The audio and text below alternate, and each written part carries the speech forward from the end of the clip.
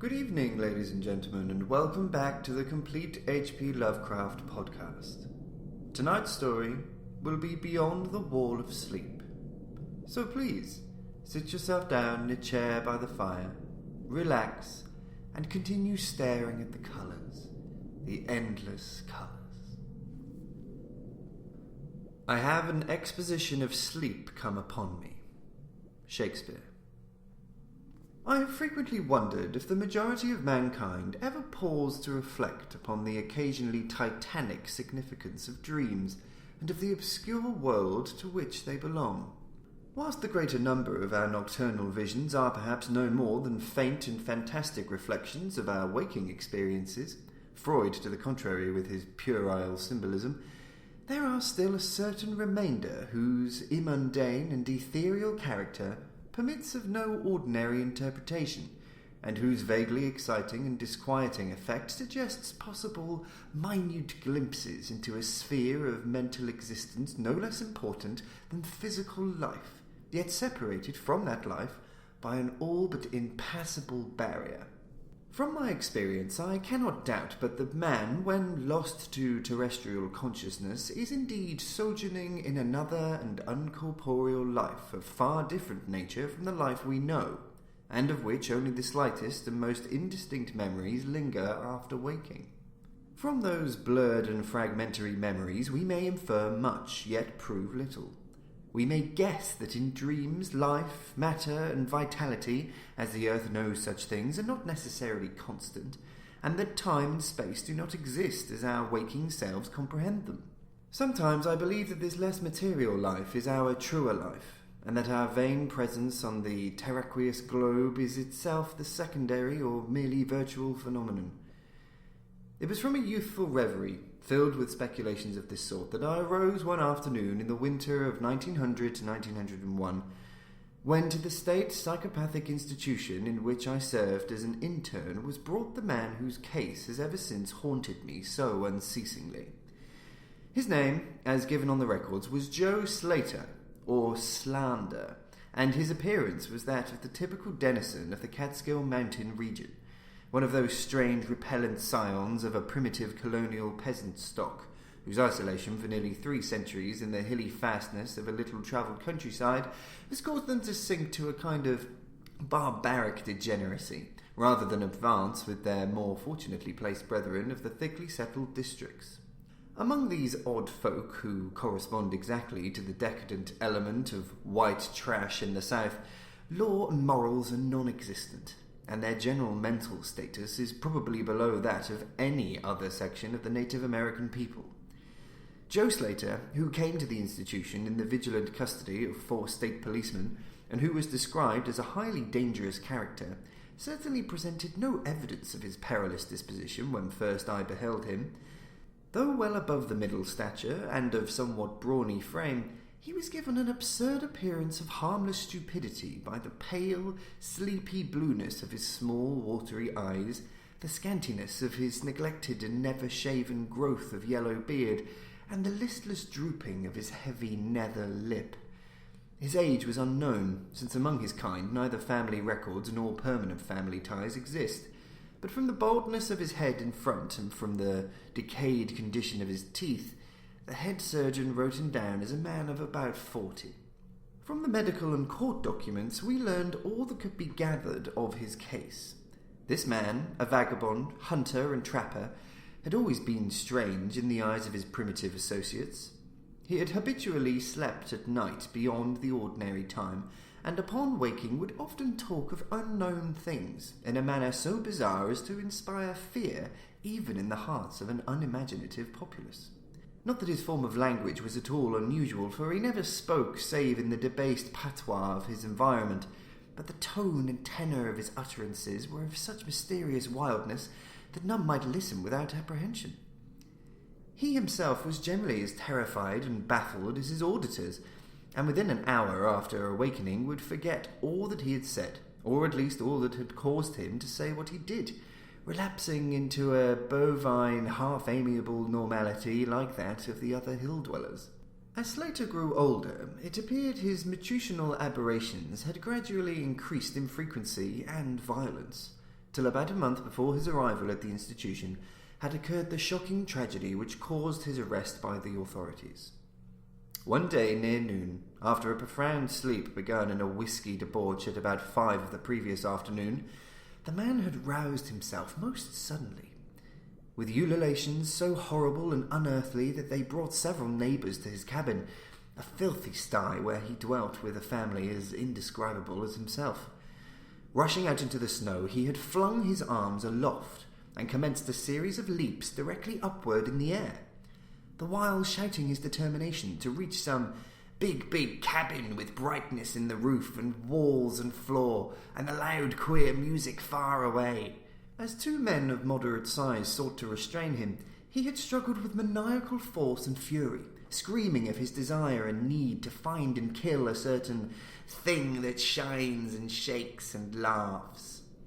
At length, after temporarily felling one of his detainers with a sudden blow, he had flung himself upon the other in a demonic ecstasy of bloodthirstiness, shrieking fiendishly that he would jump high in the air and burn his way through anything that stopped him. Family and neighbours had now fled in a panic, and when the more courageous of them returned, Slater was gone, leaving behind an unrecognisable pulp-like thing that had been a living man but an hour before. None of the mountaineers had dared to pursue him, and it is likely that they would have welcomed his death from the cold.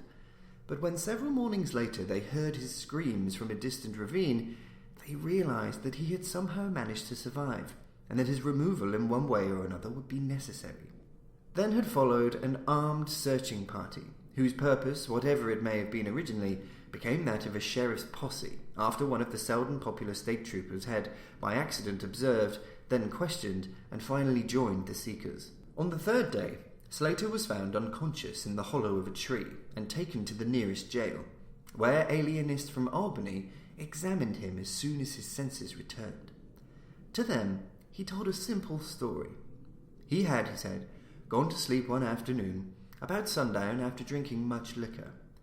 He had awakened to find himself standing bloody-handed in the snow before his cabin, the mangled corpse of his neighbour, Peter Slater, at his feet. Horrified, he had taken to the woods in a vague effort to escape from the scene of what must have been his crime.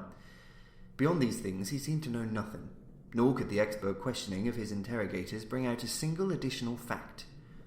That night, Slater slept quietly, and the next morning he wakened with no singular feature save a certain alteration of expression.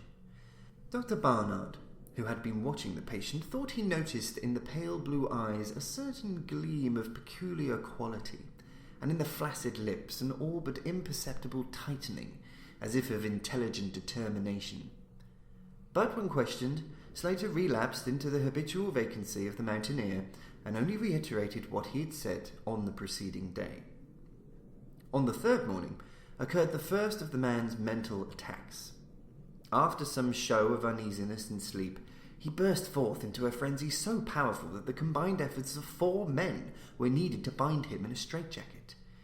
The alienists listened with keen attention to his words, since their curiosity had been aroused to a high pitch by the suggestive, yet mostly conflicting and incoherent stories of his family and neighbours.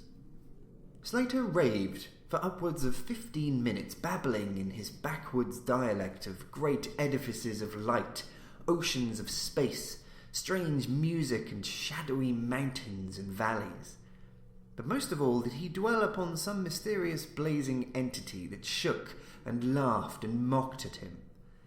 This vast, vague personality seemed to have done him a terrible wrong, and to kill it in triumphant revenge was his paramount desire. In order to reach it, he said, he would soar through abysses of emptiness, burning every obstacle that stood in his way. Thus ran his discourse until, with the greatest suddenness, he ceased. The fire of madness died from his eyes, and in dull wonder he looked at his questioners and asked why he was bound. Dr. Barnard unbuckled the leathern harness and did not restore it till night, when he succeeded in persuading Slater to don it of his own volition for his own good. The man had now admitted that he sometimes talked queerly, though he knew not why. Within a week, 2 more attacks appeared, but from them the doctors learned little. On the source of Slater's visions, They speculated at length, for since he could neither read nor write, and had apparently never heard a legend or fairy tale, his gorgeous imagery was quite inexplicable. That it could not come from any known myth or romance was made especially clear by the fact that the unfortunate lunatic expressed himself only in his own simple manner. He raved of things he did not understand and could not interpret, things which he claimed to have experienced, but which he could not have learned through any normal or connected narration. The alienists soon agreed that abnormal dreams were the foundation of the trouble, dreams whose vividness could for a time completely dominate the waking mind of this basically inferior man. With due formality, Slater was tried for murder, acquitted on the ground of insanity, and committed to the institution wherein I held so humble a post. I have said that I am a constant speculator concerning dream life, and from this you may judge of the eagerness with which I applied myself to the study of the new patient as soon as I had fully ascertained the facts of his case. He seemed to sense a certain friendliness in me, born no doubt of the interest I could not conceal and the gentle manner in which I questioned him.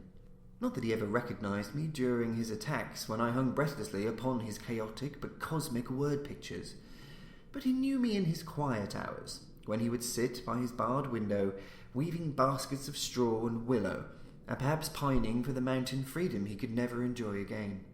His family never called to see him. Probably it had found another temporary head after the manner of decadent mountain folk. By degrees, I commenced to feel an overwhelming wonder at the mad and fantastic conceptions of Joe Slater. The man himself was pitiably inferior in mentality and language alike, but his glowing titanic visions, though described in a barbarous and disjointed jargon, were assuredly things which only a superior or even exceptional brain could conceive. How, I often asked myself, could the stolid imagination of a Catskill degenerate conjure up sights whose very possession argued a lurking spark of genius? How could any backwards dullard have gained so much as an idea of those glittering realms of supernal radiance and space about which Slater ranted in his furious delirium? More and more, I inclined to the belief that in the pitiful personality who cringed before me lay the disordered nucleus of something beyond my comprehension, something infinitely beyond the comprehension of my more experienced but less imaginative medical and scientific colleagues. And yet I could extract nothing definite from the man. The sum of all my investigation was that, in a kind of semi-incorporeal dream life, Slater wandered or floated through resplendent and prodigious valleys, meadows, gardens, cities, and palaces of light, in a region unbounded and unknown to man, but a creature of importance and vivid life, moving proudly and dominantly, and checked only by a certain deadly enemy, who seemed to be a being of visible yet ethereal structure, and who did not appear to be of human shape, since Slater never referred to it as a man, or as aught save a thing.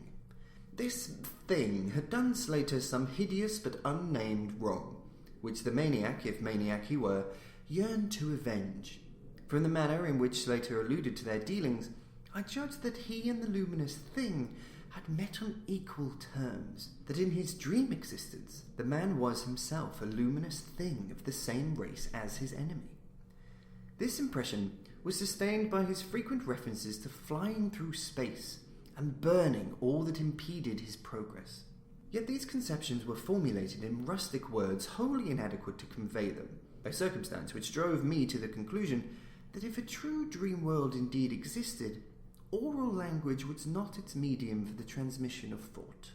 Could it be that the dream soul inhabiting this inferior body was desperately struggling to speak things which the simple and halting tongue of dullness could not utter? Could it be that I was face to face with intellectual emanations which would explain the mystery if I could but learn to discover and read them? I did not tell the older physicians of these things, for middle age is sceptical, cynical, and disinclined to accept new ideas. Besides, the head of the institution had but lately warned me in his paternal way that I was overworking, that my mind needed a rest. It had long been my belief that human thought consists basically of atomic or molecular motion, convertible into ether waves of radiant energy, like heat, light, and electricity.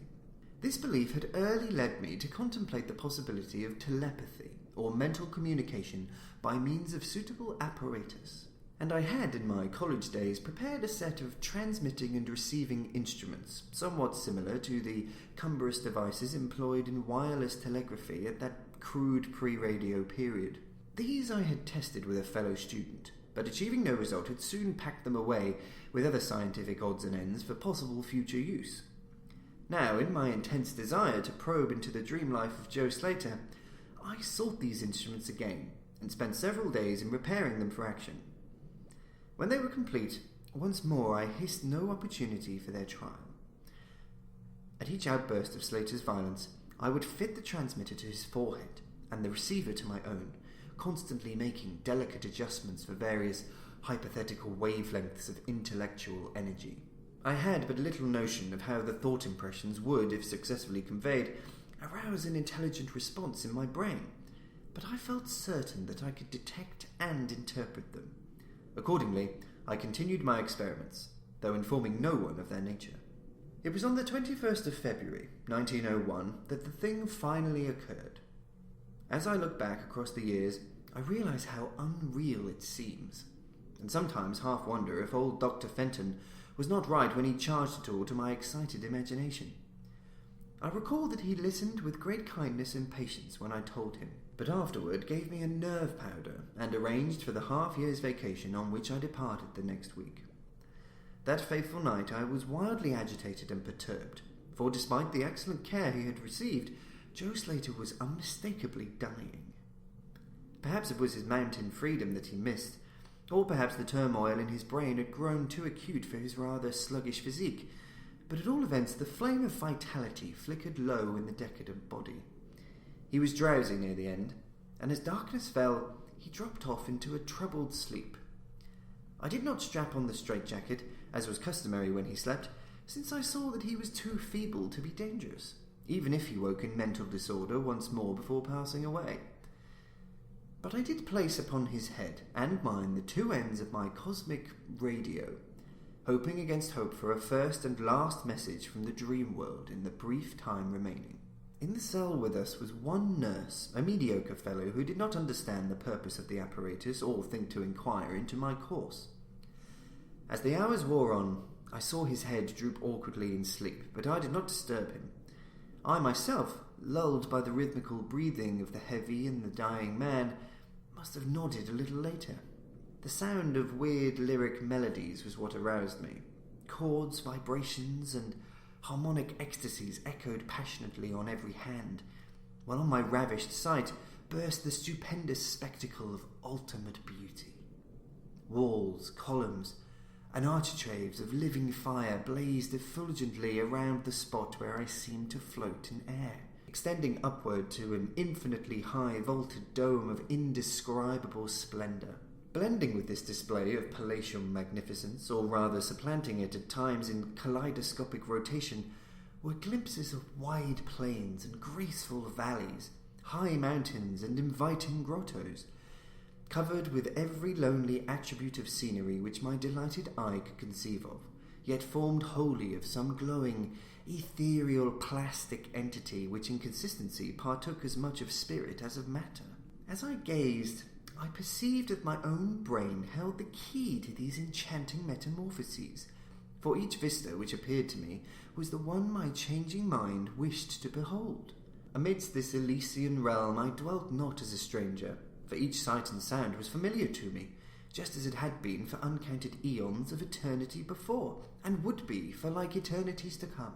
Then the resplendent aura of my brother of light drew near, and held colloquy with me, soul to soul, with silent and perfect interchange of thought.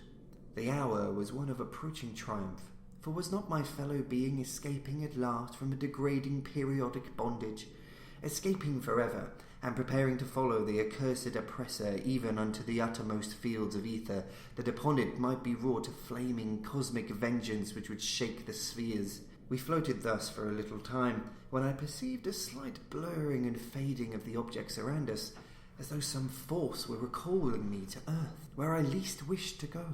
The form near me seemed to feel a change also, for it gradually brought its discourse toward a conclusion, and itself prepared to quit the scene, fading from my sight at a rate somewhat less rapid than that of the other objects. A few more thoughts were exchanged, and I knew that the luminous one and I were being recalled to bondage, though for my brother of light it would be the last time.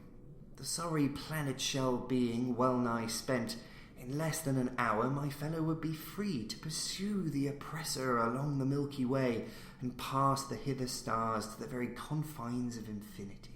A well-defined shock separates my final impression of the fading scene of light from my sudden and somewhat shamefaced awakening and straightening up in my chair as I saw the dying figure on the couch move hesitantly. Joe Slater was indeed awakening, though probably for the last time. As I looked more closely, I saw that in the sallow cheeks shone spots of colour which had never before been present.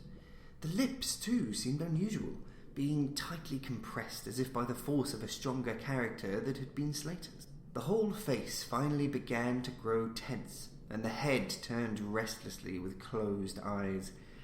I did not arouse the sleeping nurse, but readjusted the slightly disarranged headbands on my telepathic radio, intent to catch any parting message the dreamer might have to deliver. All at once, the head turned sharply in my direction, and the eyes fell open, causing me to stare in blank amazement at what I beheld. The man who had been Joe Slater, the Catskill decadent, was now gazing at me with a pair of luminous, expanded eyes whose blue seemed subtly to have deepened. Neither mania nor degeneracy was visible in that gaze, and I felt beyond a doubt that I was viewing a face behind which lay an active mind of high order. At this juncture, my brain became aware of a steady external influence operating upon it. I closed my eyes to concentrate my thoughts more profoundly, and was rewarded by the positive knowledge that my long-sought mental message had come at last. Each transmitted idea formed rapidly in my mind, and though no actual language was employed, my habitual association of conception and expression was so great that I seemed to be receiving the message in ordinary English. "Joe Slater is dead," came the soul-petrifying voice or agency from beyond the wall of sleep. My opened eyes sought the couch of pain in curious horror, but the blue eyes were still calmly gazing, and the countenance was still intelligently animated. "He is better dead, for he was unfit to bear the active intellect of cosmic entity. His gross body could not undergo the needed adjustments between ethereal life and planet life. He was too much of an animal, too little a man, yet it is through his deficiency that you have come to deliver me, for the cosmic and planet souls rightly should never meet. He has been my torment and diurnal prison for 42 of your terrestrial years. I am an entity like that which you yourself become in the freedom of dreamless sleep. I am your brother of light, and have floated with you in the effulgent valleys. It is not permitted me to tell your waking earth self of your real self, but we are all roamers of vast spaces and travellers in many ages. Next year I may be dwelling in the dark Egypt which you call ancient, or in the cruel empire of San Chan, which is to come 3,000 years hence. You and I have drifted to the worlds that reel about the red Arcturus, and dwelt in the bodies of the insect philosophers that crawl proudly over the fourth moon of Jupiter. How little does the earth self know of life and its extent, how little indeed ought it to know for its own tranquillity. Of the oppressor I cannot speak. You on earth have unwittingly felt its distant presence. You who without knowing idly gave to its blinking beacon the name of Algol, the demon star. It is to meet and conquer the oppressor that I have vainly striven for eons, held back by bodily encumbrances. Tonight I go as a nemesis, bearing just and blazingly cataclysmic vengeance. Watch me in the sky close by the demon star. I cannot speak longer, for the body of Joe Slater grows cold and rigid, and the coarse brains are ceasing to vibrate as I wish. You have been my friend in the cosmos. You have been my only friend on this planet, the only soul to sense and seek for me within the repellent form which lies on this couch. We shall meet again, Perhaps in the shining mists of Orion's sword. Perhaps on a bleak plateau in prehistoric Asia. Perhaps in unremembered dreams tonight. Perhaps in some other form an eon hence, when the solar system shall have been swept away. At this point, the thought waves abruptly ceased, and the pale eyes of the dreamer, or can I say dead man, commenced to gaze fishily. In a half-stupor, I crossed over to the couch and felt of his wrist, but found it cold, stiff, and pulseless.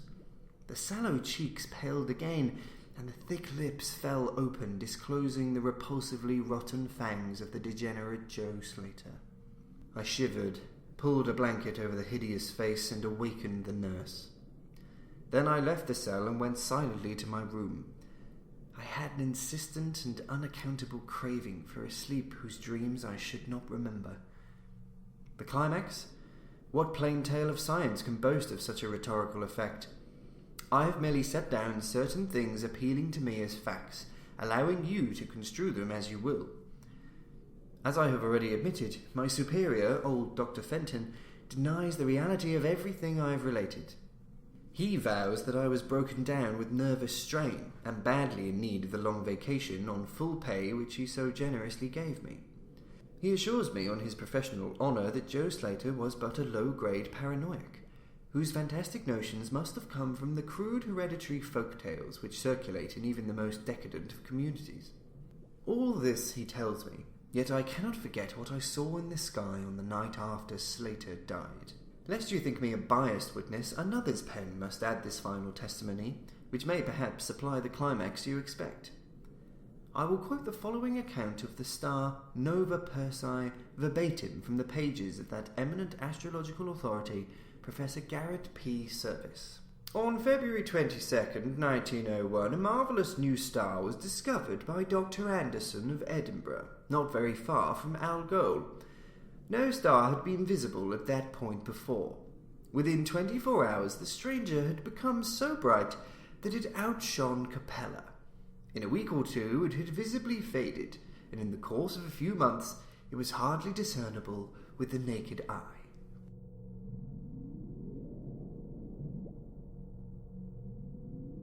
That, ladies and gentlemen, brings us to the end of tonight's podcast. We hope you enjoyed it, and that you certainly don't have nightmares. Do join us next time, when our story will be The Transition of Juan Romero. Good evening.